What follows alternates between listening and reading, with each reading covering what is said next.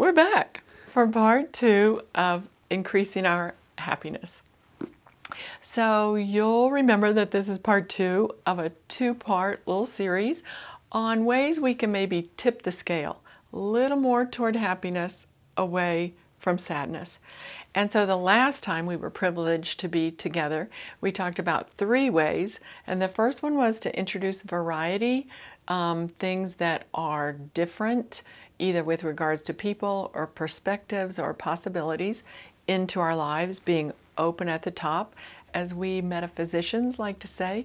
And the second one is kind of counterintuitive, we'll talk about it more, is to take little breaks in what's bringing us pleasure so that when we come back to it, it's all new again.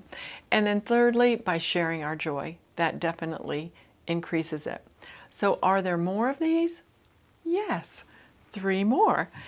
And I want to loop back to just the reality, the truth in the spiritual world that we physical beings live in, to the truth that we seem to always have the yin and the yang, both, the happiness and the sadness. So this issue of having happiness and sadness was really looked at in a deep and profound, important way by Tali Sharot, the person who's the cognitive neuroscientist at the University College of London and who wrote the book Look Again, The Power of Noticing What Was Always There. And a big part of her premise, her research, was about habituation, attenuating, about taking for granted things that are in our lives, both happy and unhappy. We can get used to either and take either for granted. On the happy side of the scale, that means we can get used to having a great person in our lives, a great home, job, whatever. But on the other side of the scale, we can also get used to unhappiness. We can attenuate to that and sadly think that's the way it's always going to be. So my tale is kind of cautionary because I was way over here about 11 years ago. I was in woe and worry.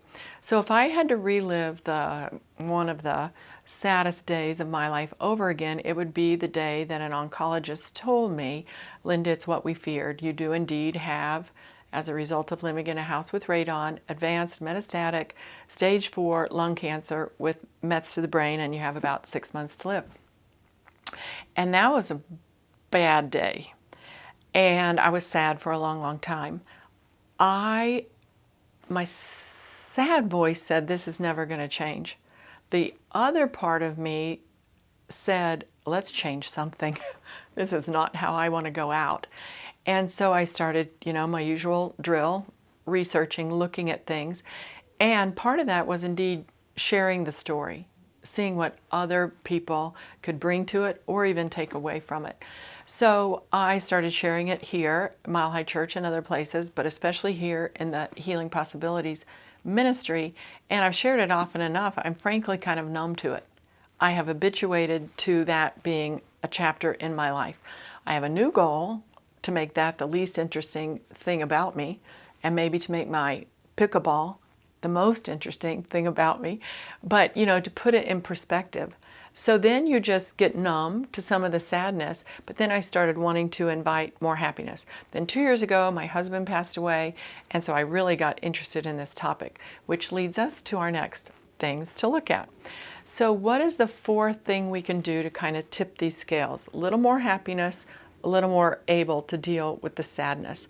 Because into everyone's life, a little rain's going to fall. It's not about avoiding the rain, it's about dancing in it, umbrella or not. So the 4th thing we can do is to do new things. Do things especially that you haven't ever done before, so you're doing them for the first time. And so I love the research Tali Sharot did on this. I want to be on her research team, frankly, because she went to a Caribbean island and set up her research lab there. And she followed people on their 5 or 6 day vacations and had them chart their happiness. Well, interestingly, their happiness peaked at the 43rd hour of their vacation. They were still happy, but their happiness decreased. So she went back in the post interviews and asked them what happened. What were you doing at this 43rd hour? And they said things like, well, I arrived safely, unpacked. By the 43rd hour, I was taking my first dip in the ocean, going swimming for the first time, having my first adult beverage of vacation, having my first adult meal with the kids, in kindercare. So doing things for the first time lights up our brains.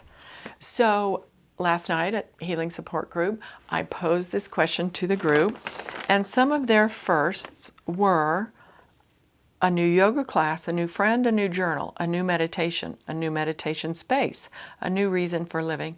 That was a baby just out of the hospital and off of oxygen. A new upright walker, a new superfood. She was eating blueberries. Taking charge of my health in a new way as the CEO. Using a new therapy. Getting a new emotional insight from taking a personality test. Deepening my spirituality through chanting. Planning a new trip. Getting a new massage person, and going on a date. Oh, that was me.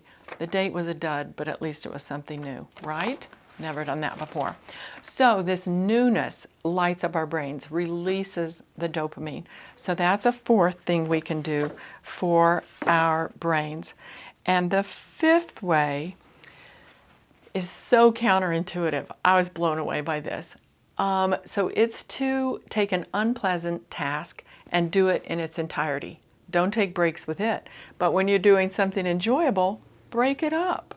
So the example was, if you're cleaning your bathroom, don't go from the sink to the toilet to the tub and each time have to retouch the yucky sponge. Do it all, get it done. Just when you thought it was safe, from my cantaloupe analogies, when I get a bad cantaloupe, I deal with it right away. I say, oh, that's too bad. It has bruises. It's yucky. It's not ripe. And it goes in the compost pile. I don't ruminate. I don't feel remorse. I don't have self-recrimination. Just deal with it. And then if it's a good one, I do as I shared before. Cut it open, cut it up, enjoy some now, enjoy some later, and share it. So that's the fifth thing we can do, is if there's something we're avoiding, go ahead and tackle it and get that onerous task out of the way. And then you're done with it, you can pat yourself on the back, and then the stuff that creates happiness, like playing with my 3-year-old grandson, we break that up with naps. And then it's even more fun to come back and play with his race cars. So that's number 5. And 6th and finally is to keep learning. Keep introducing new information into your life. I'm also loving the research on this. You think it's easy to stop monkeying around? Sometimes we say that to our kids and grandkids. It's not. And that's because we share 98 or 99 even % of our DNA with monkeys. So we know that monkeys will skip part of their daily ration of water to learn something new.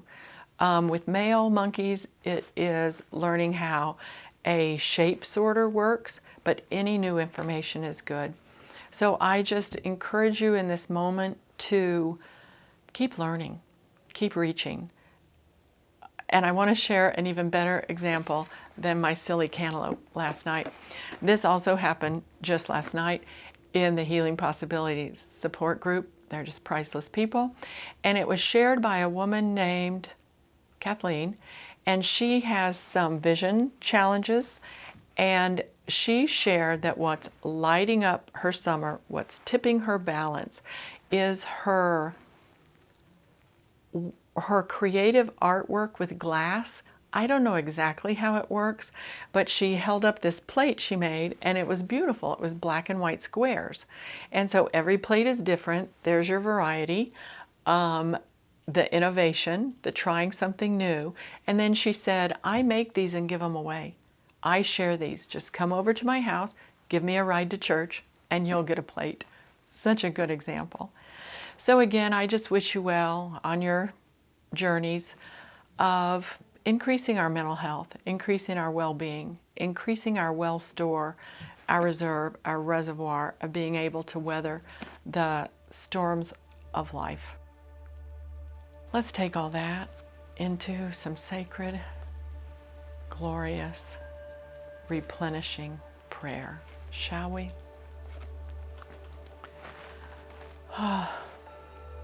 So as we just rest comfortably on whatever is supporting us, we know that that's analogy for the support of spirit, for that creative ultimate presence, for that light, that eternal flame of which each of us is a spark, for that intelligence that is evolving us, growing us, changing us, keeping us open. Let's just live in that a moment and feel that it so naturally gives rise to gratitude, to a feeling of thankfulness for it, knowing that we are spirit as spirit, and that spirit is indeed for us, for our successfully unfolding from birth to the natural outcome of transitioning to the next phase. And that knowing this deep unity with spirit, that unity that is somewhat mysterious, unknowable, ineffable, but oh so indivisible, so intimately a part of us. We are just knowing that is our union with spirit. And that knowing furthermore that nothing we've ever done or said or looked at the internet can discount that connection in any way. It is the truest truth about us. We are pre-approved and always approved of by spirit. Always like a homecoming. Always like resting on that firmness that is the truth of our being, faithful and dependable. That indeed the Lord's mercies are made anew every day. And we live in that newness, that freshness, that ability to renew ourselves as Mother Nature, as Spirit, as the energetic intelligence renews within us all of those cells, tissues, and fibers.